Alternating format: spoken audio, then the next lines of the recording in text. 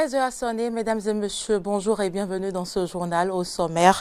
Plus de problèmes liés au transport des marchandises par la mer. La question a été au cœur de la plénière de ce mercredi à l'Assemblée nationale. Le point dans ce journal, toutes les villes du Bénin propre. Cela reste une ambition de l'ONG Engagement et Action sociale. Elle envisage le 3 août prochain une campagne de salubrité sur l'ensemble du territoire national. Et puis en interactualité, malgré la ferme volonté de la première ministre britannique Theresa May de réaliser le Brexit et de personnifier la lutte contre l'injustice sociale, cette dernière tire sa révérence mercredi sur un bilan quasi nul.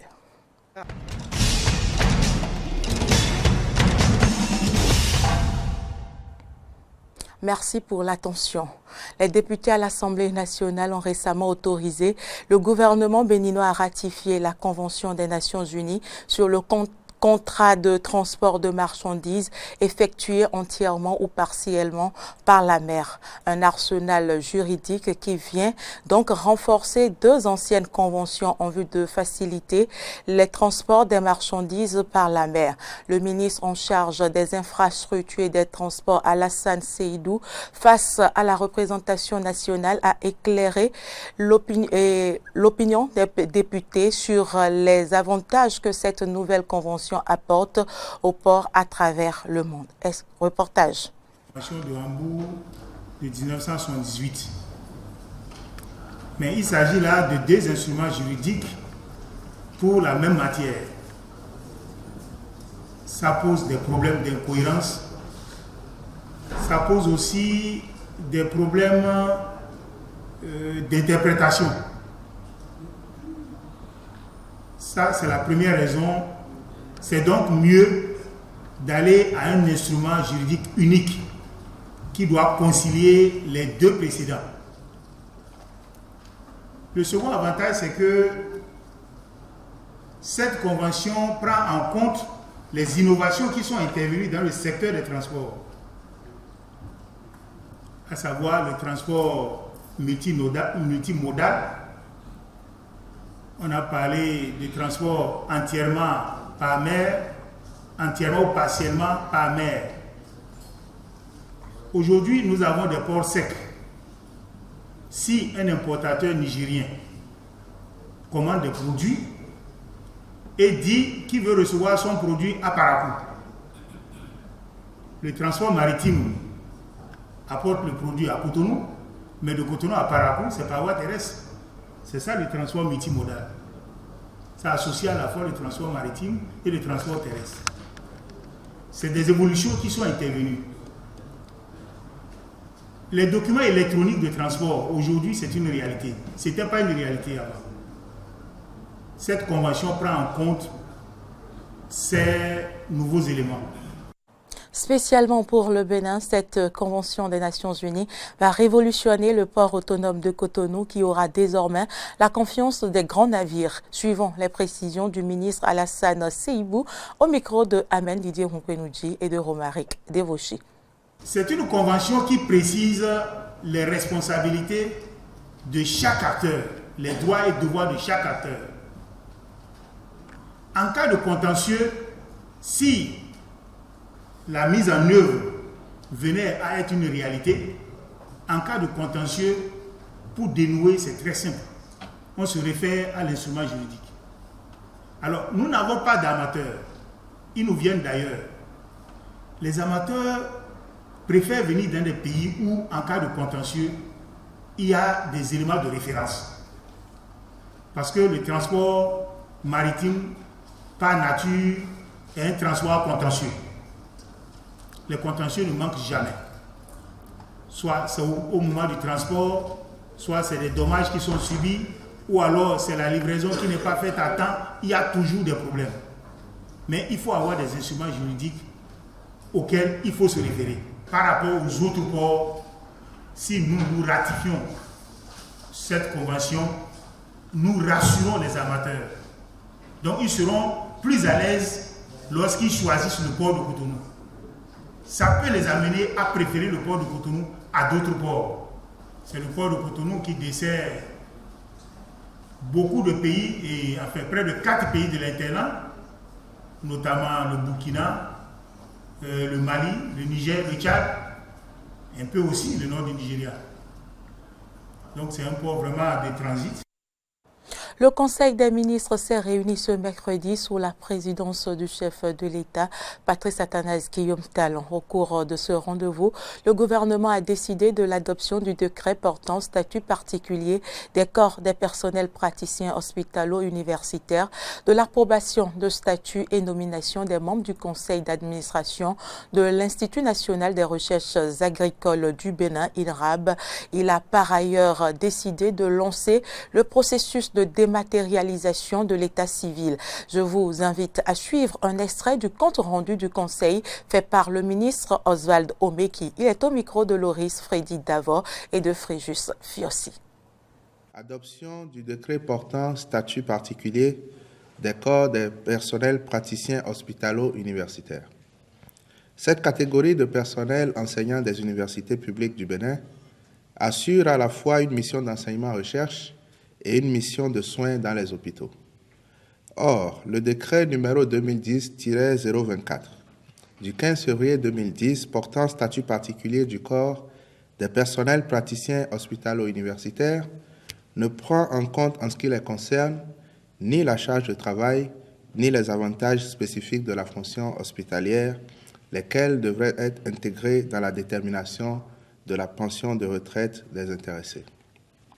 C'est donc pour corriger cette disparité que le présent décret a été adopté. Sa mise en œuvre permettra de structurer ce corps en réglementant les conditions de travail et en accordant à ceux qui y sont affiliés les avantages particuliers inhérents à la spécificité de leur mission. Le Conseil a par ailleurs adopté les décrets portant approbation des statuts, puis nomination des membres du conseil d'administration de l'Institut national des recherches agricoles du Bénin, INRAB.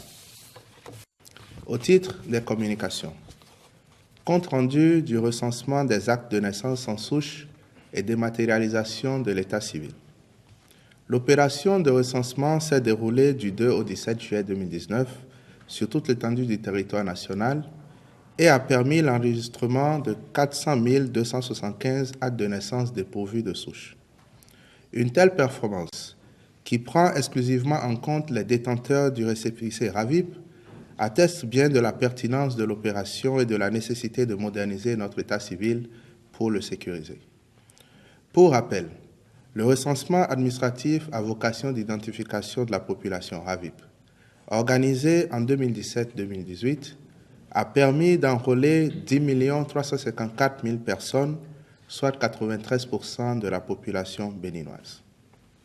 Il a donc généré la constitution d'une base solide de données nominatives et biométriques, puis favorisé l'enregistrement dérogatoire à l'état civil de 2 500 000 citoyens qui n'avaient pas d'acte de naissance.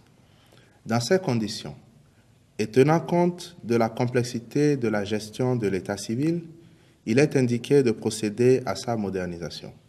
Ceci aura pour avantage une gestion efficiente des actes d'état civil et mettra fin aux fraudes diverses et relatives.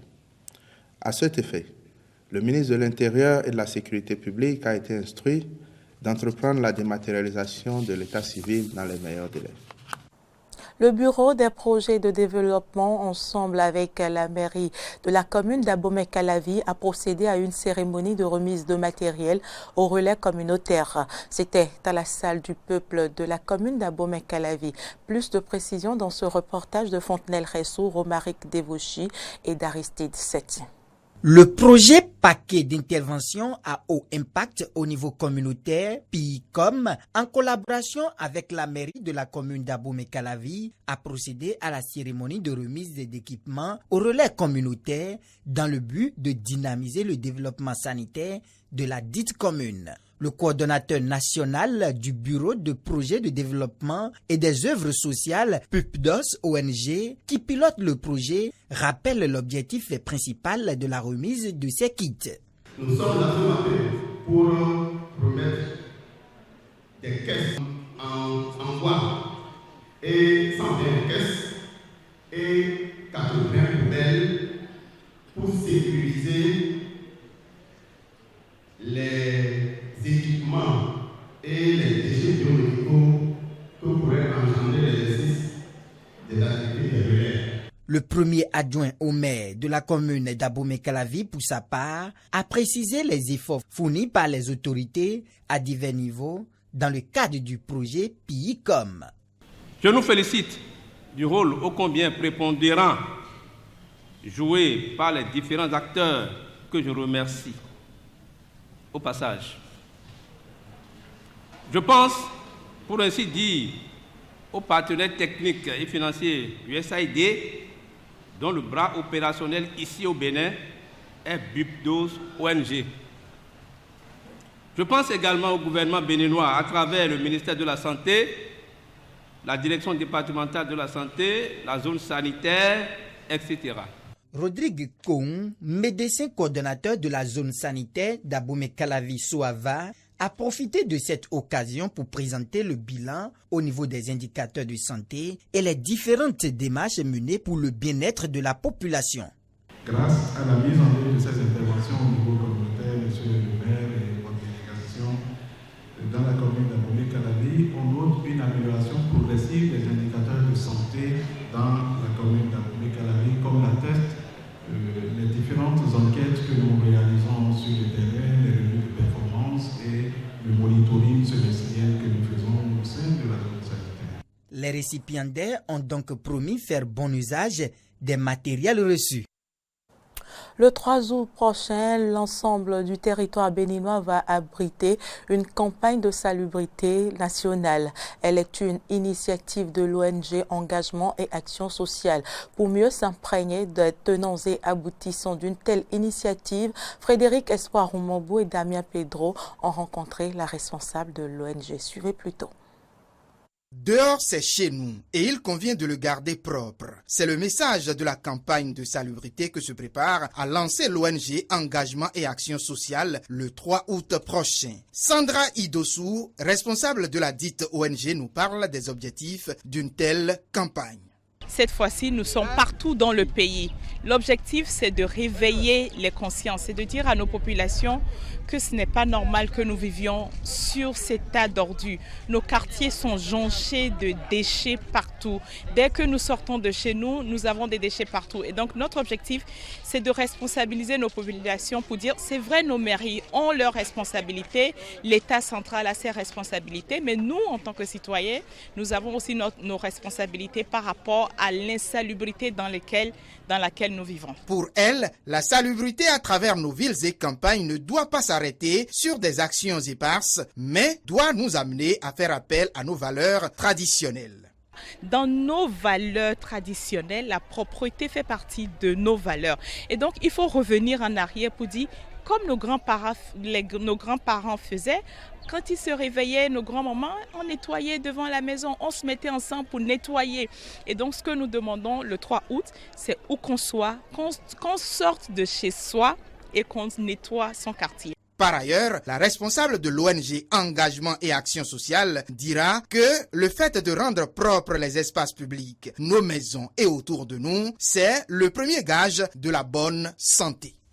Nous allons comprendre que la propreté, c'est le début de la santé. Si nous voulons être en bonne santé, c'est dans la propreté que cela commence. Si nous voulons que nos enfants grandissent en bonne santé, c'est dans la propreté. Ce qui veut dire que nos comportements à jeter des ordures sur la voie publique, nos comportements à uriner partout, à déféquer partout, il faut que ces comportements changent pour que nous comprenions que c'est pour nous-mêmes que nous devons exiger à ce que nous vivions dans un environnement sain, dans un environnement propre. Vivre dans un environnement sain, c'est d'abord pour nous-mêmes. Et donc, notre message, c'est que même après le 3 août, c'est là où il faut faire les bonnes choses. Eh bien, que dirions-nous d'autre que de paraphraser Winston Churchill pour dire « Mieux vaut prendre la propreté par la main pour éviter que la malpropreté nous prenne par la gorge ». Toutes nos excuses pour ces images, en particulier à tous ceux qui sont à table. Ce journal se poursuit. Le Rotary Club, en collaboration avec le ministre de la Santé, organise une grande campagne de dépistage des hépatites B et C dans plusieurs départements du pays. Le lancement officiel de cette campagne a eu lieu ce mardi à l'université d'Abomey-Calavi sous la présidence de Benjamin Hunkpati, ministre de la Santé. Le point, c'est avec Martin Koudenoupo et Romaric Devochi. Investir dans l'élimination de l'hépatite, c'est le thème général de la Journée internationale de l'hépatite édition 2019. À cet effet, le Rotary Club international, en partenariat avec le ministère de la Santé, a organisé une campagne nationale de dépistage de l'hépatite. La cérémonie de lancement officiel de cette campagne s'est déroulée ce mardi 23 juillet 2019 au campus d'Abomey-Calavi. Benjamin Hunkpati, ministre de la Santé, présent à cette cérémonie, donne les statistiques de cette maladie virale dans le monde entier. Les hépatites virales constituent un problème majeur de santé publique à l'échelon mondial. Elles sont responsables de 1,34 million de décès annuels selon l'Organisation mondiale de la santé, chiffre supérieur à celui du VIH-Sida et à celui du paludisme. Les hépatites chroniques B et C sont les plus redoutables car elles peuvent se compliquer de cirrhose et de cancer du foie. Présentes partout dans le monde, ces infections chroniques affectent 328 millions de personnes, dont 257 millions pour l'hépatite B et 71 millions pour l'hépatite C. Paradoxalement, les hépatites virales sont peu connues de la population générale et même des agents de santé. Le ministre, après avoir remercié les membres du Rotary Club pour leur contribution aux actions du ministère de la Santé, a lancé un appel aux étudiants avant de procéder au lancement officiel de cette campagne. Profitez de l'occasion pour vous faire dépister. C'est sur cet appel que je déclare ouverte la campagne nationale de dépistage des hépatites B et C des Rotary Club qui se déroulera du 23 au 27 juillet 2019. Cette cérémonie, riche en couleurs par la prestation des artistes, a aussi connu la présence d'autres ministres du gouvernement et des coordonnateurs du projet. Actualité en dehors du Bénin, 12 civils dont 2 enfants ont été tués à la machette et par balle dans 2 attaques. L'information dévoilée ce mardi émane à temps après de sources administratives et militaires. Des attaques attribuées aux milices ougandaises musulmanes des forces démocratiques alliées ADF dans le territoire de Béni, dans la province du Nord Kivu de la République démocratique du Congo. 12 civils, dont 2 enfants, ont été tués à la machette et par balle dans 2 attaques attribuées aux milices ougandaises musulmanes de forces démocratiques alliées ADF dans le territoire de Béni, dans l'est de la République démocratique du Congo. A-t-on appris mardi de sources administratives et militaires. Nous avons suivi 2 attaques simultanées à Béni Territoire. Les ADF ont fait irruption dans l'agglomération. Ils ont tué 9 civils et 4 sont blessés. Il y a eu 2 enfants parmi les victimes, a déclaré à l'AFP Dona Kibwana, administrateur du territoire de Béni. Au même moment, dans une autre localité plus au nord, à Eringenti, le même ennemi a fait incursion. 3 civils sont tombés et 3 autres sont grièvement blessés, a ajouté Kibwana, précisant que les tueries avaient eu lieu dans la nuit de lundi à mardi. L'armée a confirmé ces attaques. La cité de Isha a été attaquée lundi soir. L'armée a vite réagi. Vers 19h, nous avons été alertés par un de nos leaders, c'était un des pasteurs. Et à cette occasion, nous-mêmes, nous avons appelé les autorités militaires pour qu'ils puissent vérifier de quoi il s'agissait. Et du coup, on a compris qu'il y avait déjà incursion de l'ennemi. Et fort malheureusement, l'ennemi a réussi à tuer 9 personnes de notre commune. Nous sommes en train de penser que peut-être l'ennemi voulait aussi s'approvisionner en médicaments, mais comme il y avait déjà une équipe militaire, et c'est cette équipe qui a fait quand même, qui a arrêté l'assaut. Des habitants ont toutefois une fois de plus critiqué l'impuissance des autorités à stopper ces massacres qui se produisent régulièrement dans la région. Nous avions alerté les autorités sur la présence des ADF aux environs d'Oicha il y a de cela plusieurs semaines. La population est plongée dans la panique parce que l'attaque a été menée au centre de l'agglomération d'Oicha. Les habitants d'Oicha quittent leur maison pour fuir à Béniville, selon plusieurs témoins interrogés par l'AFP. Miliciens musulmans ougandais présents dans l'est de la RDC depuis 1995, les ADF sont accusés par le gouvernement congolais et la mission de l'ONU, la MONUSCO, d'être responsables du massacre des civils dans la région de Béni, ayant fait plus de 1000 morts depuis octobre 2014. Selon un rapport du groupe d'études sur le Congo GEC de l'Université de New York, les ADF portent effectivement une part très importante de responsabilité dans cette tuerie, mais aux côtés d'autres éléments armés, parmi lesquels des soldats de l'armée régulière. Beji Kaïd Essebsi est décédé ce jeudi 25 juillet 2019 à l'âge de 92 ans. Ce vétéran de la politique tunisienne fut successivement ministre de l'Intérieur, de la Défense et des Affaires étrangères sous le président Habib Bourguiba, puis président du Parlement sous Zine El Abidine Ben Ali, ancien ambassadeur en France et en Allemagne. Après la révolution démocratique de 2011, il crée son propre parti, Nida Tounes, appel à la Tunisie. En 2014, il est élu président de la République, devenant le premier président tunisien à accéder à ce poste démocratiquement au suffrage universel. À son arrivée comme chef du gouvernement en juillet 2016, au lendemain du référendum qui a décidé de la sortie du Royaume-Uni de l'Union européenne, la première ministre britannique Theresa May ambitionnait de réaliser le Brexit et de personnifier la lutte contre l'injustice sociale. Elle tire sa révérence mercredi sur un bilan quasi nul. Le calvaire est presque terminé. Le mandat du pire Premier ministre britannique d'après-guerre touche à sa fin. Elle ne manquera à personne, écrit le quotidien conservateur The Telegraph, qui soutenait ouvertement le fougueux ex-maire de Londres, Boris Johnson, lequel va lui succéder. Un éditorialiste du Times, pro-conservateur également, n'est guère plus indulgent, lui reprochant son échec lamentable sur le Brexit et son manque d'ambition dans tous les autres domaines. À son arrivée comme chef du gouvernement en juillet 2016, au lendemain du référendum qui a décidé de la sortie du Royaume-Uni de l'Union européenne, Theresa May, 62 ans, bénéficiait pourtant d'une image positive et rassurante. 3 ans plus tard, et alors que le pays aurait dû sortir de l'Union européenne le 29 mars, le Brexit reste toujours à faire tandis que les inégalités n'ont jamais été aussi flagrantes malgré un chômage au plus bas. Fin mai, elle a fini par jeter l'éponge, annonçant son prochain départ après des mois au bord du gouffre, entre décomposition de son gouvernement et complot pour la déloger au sein de son propre parti. Malgré 3 votes, Theresa May a été incapable de rassembler une majorité de députés en faveur de l'accord de divorce qu'elle avait conclu en novembre 2018 avec Bruxelles, tandis que son parti, comme les Britanniques, continue de se déchirer sur leur vision des liens post-Brexit avec le continent.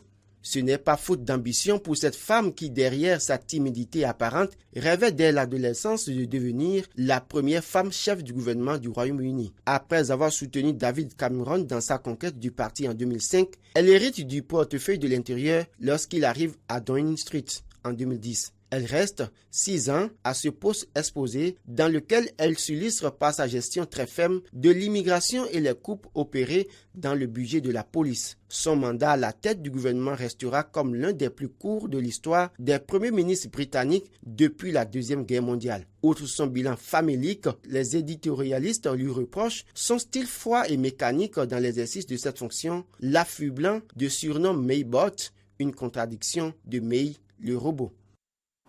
Après sa première nuit à Downing Street, Boris Johnson a réuni son premier conseil des ministres dans la matinée de ce jeudi. Il s'est débarrassé d'une très large partie de l'équipe de Theresa May, opérant un virage à droite et notamment au poste clé de fervents brexiteurs comme Dominic Raab, 45 ans, qui a hérité de la diplomatie britannique. Priti Patel, 47 ans, nouvelle ministre de l'Intérieur, ou Jacob Rees-Mogg, 50 ans, chargé des relations avec le Parlement. Parmi les ministres rescapés, Steve Barclay, un autre eurosceptique, reste aux manettes du Brexit, et Matt Hancock à la santé. Croissance en berne, inflation en hausse. Un an après l'élection de l'ancien champion de cricket, Imran Khan, à la tête du Pakistan, la colère monte parmi une population qui peine de plus en plus à joindre les deux bouts. Une journée noire de manifestants devait marquer le 25 juillet, le premier anniversaire de l'élection de Imran Khan à la tête de ce pays de 207 millions d'habitants, à l'économie fragile et plombée depuis des mois par une crise aiguë de sa balance des paiements. Confronté dès son entrée en piste à cette urgence, Imran Khan a dû prendre des mesures impopulaires et en contradiction avec sa promesse électorale d'État-providence islamique. En un an, la roupie s'est effondrée de 30% face au dollar, tandis que l'inflation grimpe et pourrait franchir bientôt la barre des 10%. La croissance a connu un coup de frein à 3,3% en 2018-2019 contre 6,2% attendu. Le Pakistan s'est récemment vu accorder un prêt de 6 milliards de dollars par le Fonds monétaire international FMI, le 22e de son existence. Imran Khan a également obtenu ces derniers mois plusieurs milliards de dollars de prêts de pays amis comme l'Arabie saoudite ou la Chine. Mais cela n'a pas suffi et le gouvernement a été contraint le mois dernier de présenter un budget d'austérité prévoyant une forte hausse des recettes fiscales et des réformes impopulaires. Les commerçants ont ainsi été sommés de régulariser leurs activités au noir. Le 13 juillet, des milliers d'entre eux ont tiré le rideau en un mouvement de protestation très suivi dans le pays. Pour certains Pakistanais, même manifester relève du luxe. Selon Ashgar Ali, professeur d'économie à l'université de Karachi, 8 millions de personnes pourraient rapidement basculer sous le seuil de pauvreté. La féroce lutte anticorruption mise sur pied par Imran Khan fait des ravages, estime-t-il, évoquant le harcèlement subi par les entreprises et l'arrestation de nombreux opposants. Pour le président de l'Institut de recherche de finances islamiques, Shahid Hassan Siddiqui, la situation est même pire qu'en 1998 lorsque le pays a survécu aux sanctions internationales infligées par ses tests nucléaires. Lui aussi pointe la question des impôts. Selon les estimations, seul 1% des Pakistanais en paient actuellement. Une situation à laquelle le gouvernement aiguillonné par le Fonds monétaire international tente de remédier. L'écrivain pakistanais Mohammad Hanif est encore plus critique. Il est rare que les pauvres aient l'occasion de voir de l'intérieur les hôpitaux ou les écoles construits avec leurs impôts, écrit-il dans une cinquante tribune parue la semaine dernière dans le New York Times. Imran Khan, perçu comme très proche de la puissante armée pakistanaise, s'est aussi distingué en appelant son chef d'état-major, le général Qamar Javed Bajwa, à siéger dans un haut comité chargé des questions économiques. Ce général a immédiatement attribué les difficultés du pays à la mauvaise gestion budgétaire des dirigeants précédents. Fin de ce journal, merci de l'avoir suivi. À demain.